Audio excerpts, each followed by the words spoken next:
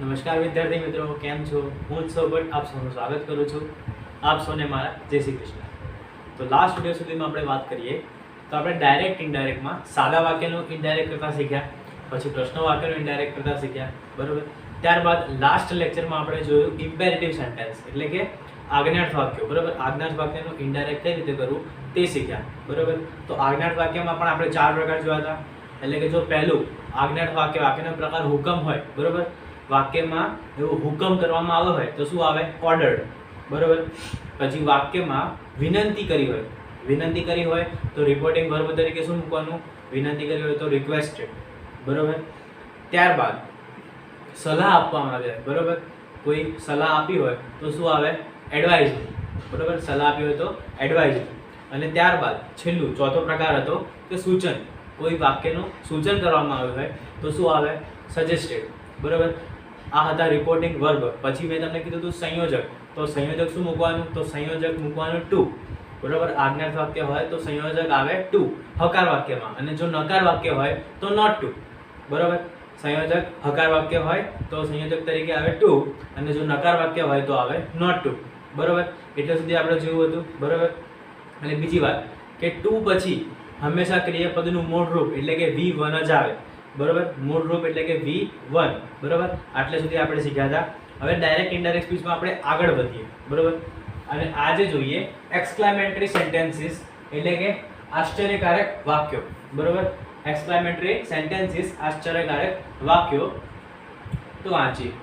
આ વાક્યની શરૂઆત સામાન્ય રીતે વોટ કે હાઉ થી થતી હોય છે, બરોબર. સામાન્ય રીતે વોટ કે હાઉ થી થતી હોય છે, બરોબર. ઇનડાયરેક્ટ કરતી વખતે પહેલા સેડ ટુ ને બદલે એક્સક્લેમ્ડ વિથ મુકાય છે, બરોબર. ઇનડાયરેક્ટ કરતી વખતે શું હોય છે? રિપોર્ટિંગ વર્બ તરીકે આપણે શું લેવાનું છે? Exclaimed with. પછી આગળ શું મૂકવું એ આપણે જોઈએ. એક્સક્લેમ્ડ વિથ મૂકવાનું છે રિપોર્ટિંગ વર્બ તરીકે, બરોબર. વાંચી. રિપોર્ટેડ સ્પીચના વાક્યના ભાવાર્થ પ્રમાણે એક્સક્લેમ્ડ વિથ જોય. તો ચલો, એક્સક્લેમ્ડ વિથ જોય ક્યારે મૂકવું? એક્સક્લેમ્ડ વિથ જોય જ્યારે વાક્યના ભાવાર્થ, રિપોર્ટેડ સ્પીચનો ભાવાર્થ કેવો હોય? આનંદ, આનંદ બતાવતો હોય, બરાબર. ખુશ, ખુશ થવાનું હોય ત્યારે શું આવે? એક્સક્લેમ્ડ વિથ જોય. જોય એટલે ખુશ હોવો અથવા તો આનંદ હોવો, બરાબર. તો આનંદ હોય, આનંદ ભાવાર્થ હોય તો આવે એક્સક્લેમ્ડ વિથ જોય, બરાબર. ત્યારબાદ જોઈએ એક્સક્લેમ્ડ વિથ સોરો. સોરો એટલે દુઃખ હોવું, બરાબર. દુઃખ જ્યારે વાક્યનો ભાવાર્થ શું? દુઃખ દર્શાવતો હોય, બરાબર. અથવા તો દુઃખ સિવાય બીજું કે જે આનંદ ના હોય, બરાબર. કોઈ રડતું હોય એવો ભાવ દર્શાવ્યો હોય તો શું આવે? એક્સક્લેમ્ડ વિથ સોરો, બરાબર. શું આવે? દુઃખ દર્શાવે હોય વાક્યનો ભાવાર્થ તો એક્સક્લેમ્ડ વિથ સોરો. આગળ જોઈએ એક્સક્લેમ્ડ વિથ એંગર. એંગર ક્યારે આવે? ગુસ્સો, ગુસ્સો દર્શાવવાનો હોય, બરાબર. વાક્ય રિપોર્ટેડ સ્પીચનો ભાવાર્થ શું? ગુસ્સો દર્શાવતો હોય, બરાબર. ત્યારે શું આવે? એક્સક્લેમ્ડ વિથ એંગર, બરાબર. એક્સક્લેમ્ડ વિથ એંગર, બરાબર.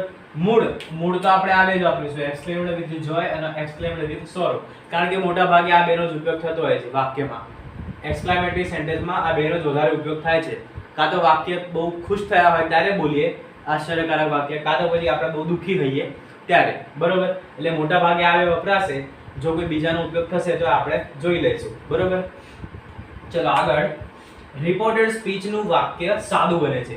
એઝ યુઝ્યુઅલ વાક્યને સાદું બનાવવાનું, બરોબર. અને સાદા વાક્ય મુજબ તેમાં ફેરફાર થાય છે, બરોબર. એ પણ કરવાનું. વાક્ય સાદું બનાવીએ એટલે એમાં સાદા વાક્ય મુજબ જે પણ ફેરફાર કરવાનો હોય કરીશું. જેમ કે વાક્યનું કાળ પરિવર્તન, બરોબર. કાળ પરિવર્તન કરવાનું. પછી સર્વનામમાં ફેરફાર કરવાનું. જો સમયસૂચક શબ્દો હોય, બરોબર, તો સમયસૂચક શબ્દોના પણ ફેરફાર કરવાના, બરોબર. સાદા વાક્યમાં જે જે ફેરફાર થતા હોય બધા ફેરફાર આમાં કરવાના. આગળ વાક્યમાં વપરાતા વધારાના શબ્દો નીકળી જાય છે, બરોબર. વાક્ય એક્સક્લેમેટરી સેન્ટેન્સ છે એટલે એમાં પણ વધારાના જે પણ હોય શબ્દો એ શું કરવાના છે? આપણે કાઢી નાખવાના છે. એક્ઝામ્પલ તરીકે હુરા, ઓ, વોટ અને હાઉ, બરોબર, એક્સેટ્રા. આ બધા વધારાના જે શબ્દો હોય એને શું કરવાના છે? આપણે કાઢી નાખવાના છે. એક્સક્લેમેટરી સેન્ટેન્સની શરૂઆત હંમેશા આવા કોઈ શબ્દોથી જ થતી હશે, બરોબર. હુરે, ઓ, વોટ, હાઉ, આવા બધા શબ્દોથી એની શરૂઆત થતી હોય છે, બરોબર. તો આપણે શું કરવાના છે? જ્યારે ઇનડાયરેક્ટ કરીએ ત્યારે આવા વધારાના શબ્દો છે એ શું કરી નાખીશું? કાઢી દઈશું, બરોબર. ચલો, વાક્યને ધેટ સંયોજકથી જોડવામાં આવે છે, બરાબર. વાક્યને શું કરવાનું છે, આમાં પણ ધેટ સંયોજકથી જ જોડવાનું છે. અને રિપોર્ટિંગ રિપોર્ટિંગ વર્બ તરીકે એક્સક્લેમ્ડ વિથ, પછી જો આનંદ હોય તો જોય, દુઃખ હોય તો સોરો, અને ગુસ્સો હોય તો એંગર, બરાબર. આ રીતે પાછળ બીજો શબ્દ મૂકવાનો છે, બરાબર. અને સંયોજક તરીકે બે વાક્યને જોડવા શું મૂકવાનું છે, ધેટ, બરાબર. ચલો, વાક્યને અંતે ઉદ્ગાર ચિહ્નને બદલે પૂર્ણ વિરામ મૂકવામાં આવે છે. કેમ? કારણ કે આપણે ઇનડાયરેક્ટ કરી નાખ્યું, બરાબર. આપણે ઉદ્ગાર વાક્ય છે તેવું બતાવવા એક્સક્લેમ્ડ વિથ કરી નાખ્યું, એક્સક્લેમ્ડ વિથ લખી નાખ્યું, એટલે ખબર પડી જાય કે ઉદ્ગાર વાક્ય છે, બરાબર. એટલે ઇનડાયરેક્ટ કરીએ એટલે પછી છેલ્લે શું મૂકવાનું, પૂર્ણ વિરામ, બરાબર. ચલો, આટલું ધ્યાનથી સમજી લો, પછી તમારી નોટમાં લખી દો. ત્યારબાદ આપણે એના એક્ઝામ્પલ્સ જોઈએ.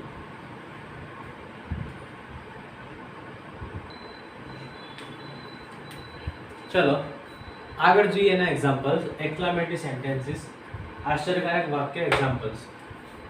તો પહેલું, she said hurrah we are winning, બરાબર. શું કહે છે, હુર્રે વી આર વિનિંગ. તો પહેલા તો હુર્રે, હુર્રેનો અર્થ થાય છે કે જ્યારે કોઈ સામાન્ય રીતે આપણે ખુશ હોઈએ, બરાબર, તો ત્યારે શું, તમે કેટલી જગ્યાએ સાંભળ્યું હશે, હુર્રે વી આર વિનિંગ, બરાબર. તો હુર્રે એટલે શું, જ્યારે આપણે કોઈ પરિસ્થિતિમાં ખુશ થઈએ ને ત્યારે હુર્રે શબ્દનો ઉપયોગ થાય છે, બરાબર. પછી વી આર વિનિંગ, તો શું કહે છે, તેણી કહે છે કે આપણે જીતી રહ્યા છીએ, બરાબર. તો અહીંયા જોઈ લેવું, અહીંયા ઉદ્ગાર વાક્ય છે બંને જગ્યાએ, એટલે આપણે કહી શકીએ કે આ આશ્ચર્યકારક વાક્ય છે, બરાબર. એટલા માટે આપણે શું કરીશું, આનું ઇનડાયરેક્ટ કરીશું હવે. તો ચલો કરીએ. C sad, sorry, C sad નહીં, આપણે એક્સક્લેમ્ડ વિથ લખવાનું છે, સોરી. સી એક્સક્લેમ્ડ વિથ, ચલો, જોય છે, સોરો છે, પછી એંગ્રી છે, કે પછી બીજું કંઈક છે.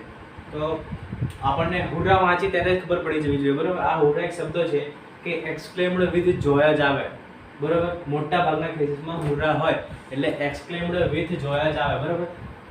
સી એક્સક્લેમ્ડ વિથ જોય, પછી ધેટ સંયોજક કમ્પલસરી, બરાબર. C exclaimed with joy that, પછી વી, વીની જગ્યાએ આપણે શું કરી દઈશું, તેણી કહેતી હતી, બરાબર. હવે તેણી એમ એ સમય એવું કહેતી હતી કે આપણે જીતી રહ્યા છીએ, બરાબર.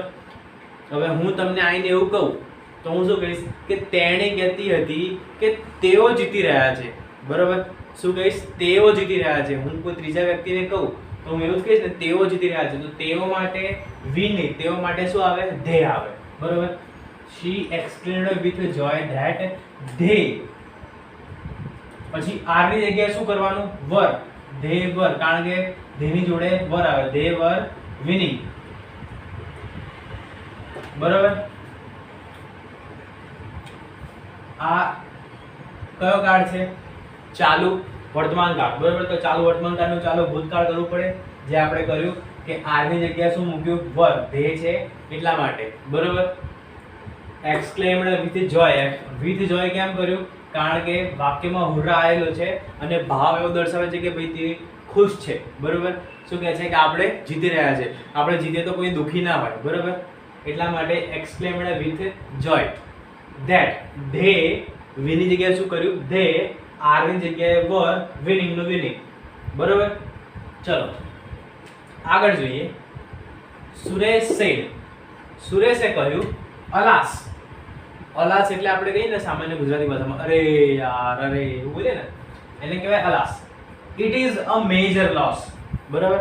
અલાસ એટલે પણ હવે તમને ખબર પડી ગઈ હશે વાંચ્યું એટલે કે અલાસ, અરે.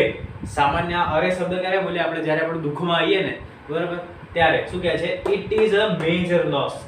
મેજર એટલે મોટો, બરાબર. એટલે શું કહે છે, આ તો બહુ મોટું નુકસાન છે. લોસ એટલે નુકસાન, બરાબર. કે આ તો અરે આ તો બહુ મોટું નુકસાન છે, બરાબર. સુરેશ આવું કહે છે. તો ચલો ઇનડાયરેક્ટ કરીએ આનું. ખબર પડી ગઈ કે દુઃખ છે, બરાબર. દુઃખમાં બોલે છે ભાઈ કે આ તો બહુ મોટું નુકસાન થઈ ગયું એમ. તો આપણે સોલ્વ કરીએ. સુરેશ સે exclaimed with sorrow that Suresh exclaimed with sorrow that બરોબર that તો મૂકવાનું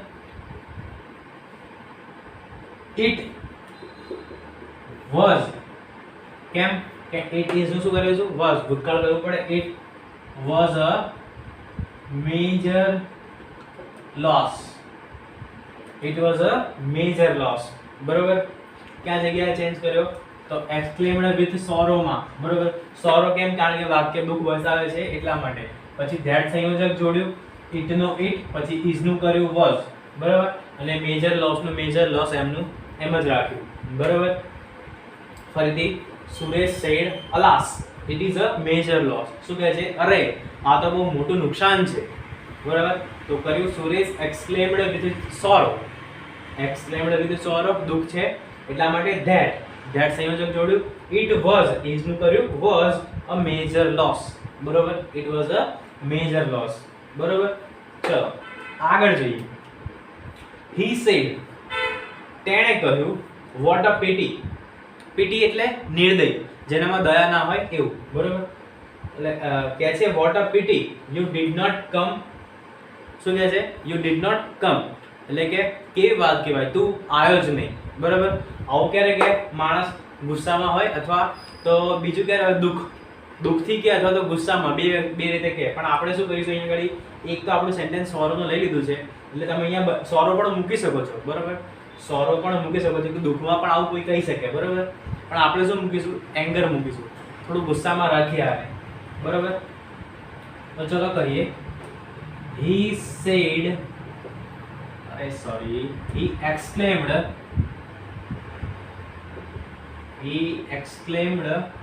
with anger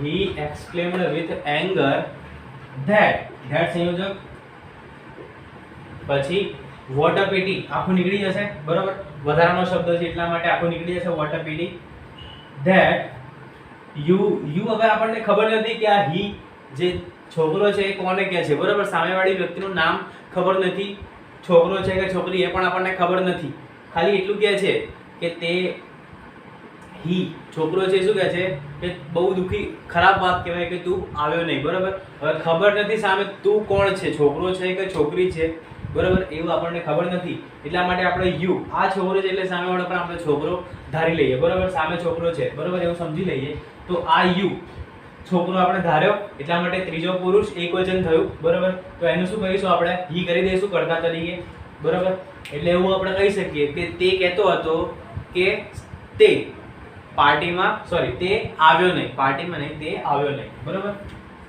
he exclaimed with anger that પછી you નું કર્યું he ત્રીજો પુરુષ એકવચન છે એટલા માટે he પછી did not come છે બરોબર he did not come છે તો આ થયું did not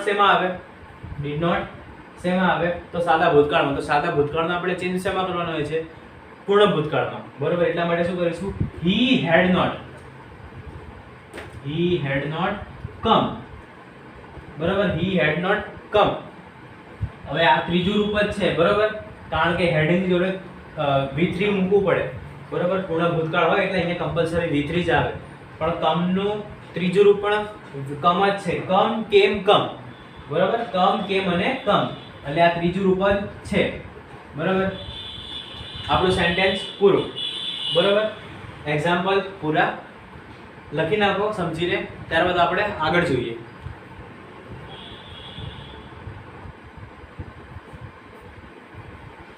ચલો વિદ્યાર્થીઓ આગળ જોઈએ આપણે અત્યાર સુધી આપણે સાદા વાક્ય જોયા પ્રશ્ન વાક્ય જોયા આજ્ઞાર્થ વાક્ય જોયા અને હમણાં જોયા આશ્ચર્યકારક વાક્યો બરોબર એક્સક્લેમેટરી સેન્ટેન્સીસ જોયા હવે જોઈએ પરવાનગી સૂચવતા વાક્યો બરોબર એટલે કે જેમાં પરવાનગી માંગવામાં આવી હોય બરોબર તો એનું વાંચીએ કે પરવાનગી સૂચવતા વાક્યો સામાન્ય રીતે આજ્ઞાર્થ વાક્યો જ હોય છે બરાબર શું કહે છે કે પરવાનગી સૂચવતા વાક્યો સામાન્ય રીતે આજ્ઞાર્થ વાક્યો જ હોય છે એટલા માટે આરવી તરીકે સેડ ટુ ને બદલે ભાવાર્થ મુજબ રિક્વેસ્ટેડ આસ્ક્ડ કે ટોલ્ડ મુકાય છે બરાબર જેમ આપણે આજ્ઞાર્થ વાક્યમાં મૂકતા હતા જે આમ ચાર પ્રકાર હતા ઓર્ડર્ડ પછી હતું રિક્વેસ્ટેડ, પછી હતું એડવાઇઝડ, પછી હતું સજેસ્ટેડ. બરાબર, આ ચારમાંથી આપણે એક ભાવાર્થ મૂકવાનો હતો.